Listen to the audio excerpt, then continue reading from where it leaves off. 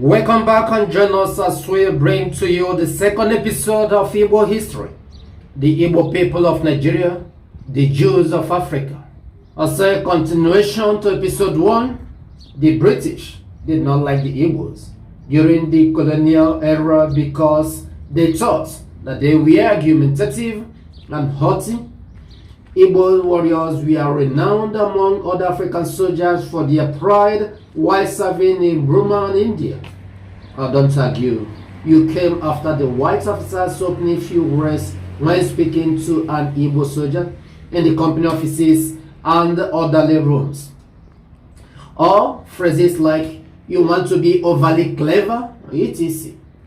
They are outgoing and combative personalities which are viewed in the native cultures may not often allow them to accept false accusation without retaliating. But this is the nature of Igbo man. Although according to the late great author Langston Hughes, the Igbos looks pleased because he was raised in a free environment where everyone is equal.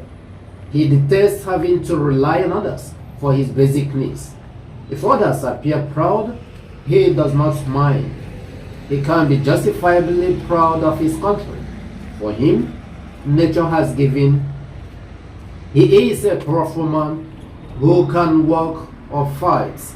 He is physically fit. He is normally content in his society because no one has the power to violate his conscience. He enjoys growth and picks things up quickly. He prefers to give than to get. The culture of the Igbo is extremely diversified, consisting of numerous clans, of families, subcultures, and subgroups. However, local variations of the customs are similar. Even so, there are divergent views of Ndigbo's ancestry.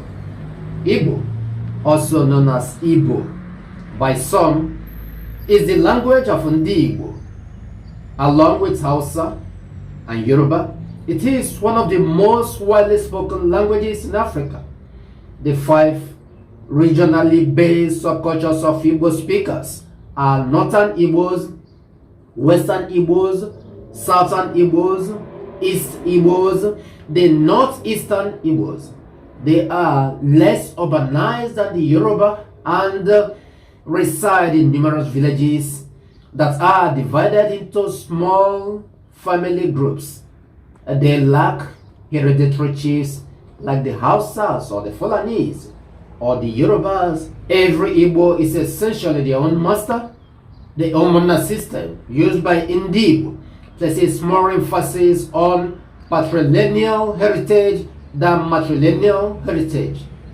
Onitsha, Enugu, Umuahia, Aba, Asaba, Abakaleke, Owerri, Nsukka, Awka, Nnewi, and Obigbo are just a few of the significant Igbo cities in Igbocha, sometimes referred to as Port Harcourt, or currently popularly known as Port Harcourt.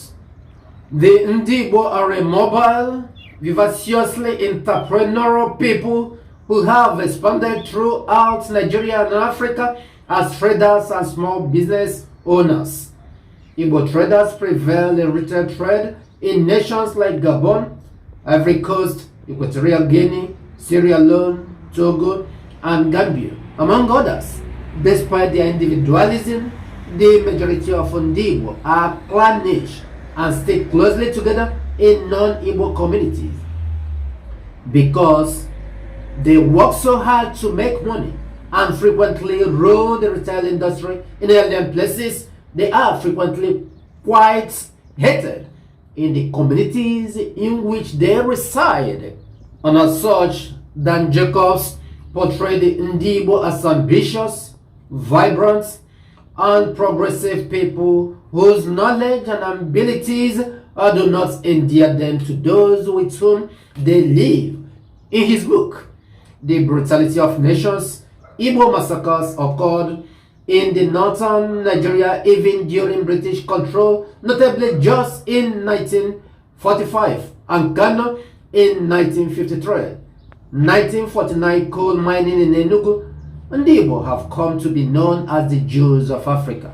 The question is Igbos referred to the Jews of Africa because of the pogrom that they have faced with, or are Igbos really originally, hereditarily descendants of the Jews?